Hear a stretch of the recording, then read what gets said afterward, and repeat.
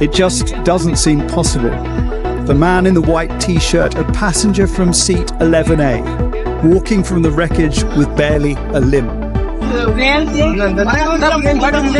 British man Viswash Kumar Ramesh, survivor but confused and distraught that his brother is missing. His family in Leicester spoke to him in hospital and just before takeoff. When he was on the runway, well, my dad called him and Vishwa said, "Oh, we're going to take off soon." And then literally like 2 minutes later, he video called my dad. As he crashed, he said, "Oh, plane's crashed." All of that. I don't know where my brother is. I don't see any other passengers. I don't know how I'm alive, how I exited the plane.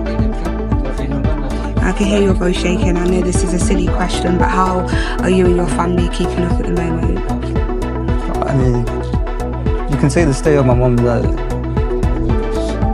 we're all just, I've got no words to describe it. In the family home, friends gathered to offer support. One extraordinary story must have given faint hope to the families of the other 52 British nationals on board. Some in Leicester trying to get information from the local travel agent. For those family, relatives and friends whose they are affected, it is a real sad and very difficult moment for them, because obviously our community, especially Asian community, has well networked and they're in connection with their relatives, their friends, so they are very close with them and they have a bigger impact in their lives. In a statement, the King said, "My wife and I have been desperately shocked by the terrible event in Ahmedabad this morning. Our special prayers and deepest possible sympathy are with the family and friends of all those affected by this appallingly tragic incident across so many nations as they await the news of their loved ones." At the time of these prayers in Neasden Temple in London, Air India Flight 171 should have just touched down in Gatwick, its passengers arriving on British soil, 53 of them coming home.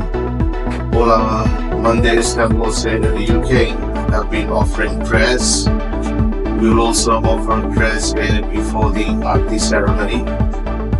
We will offer prayers for the unfortunate people who have passed away, the passengers, the crew, the pilots, and also for all their family members, that they may find strength and courage at this very difficult and challenging time.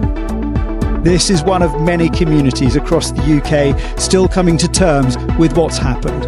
The worst aviation disaster for British citizens since 9/11. Here, one brother survived, another is probably lost. I was meant to pick them up. We're going to have a party on the weekends, family gathering. For so many families, everything has changed, forever, in an instant. Jason Farrell, Sky News.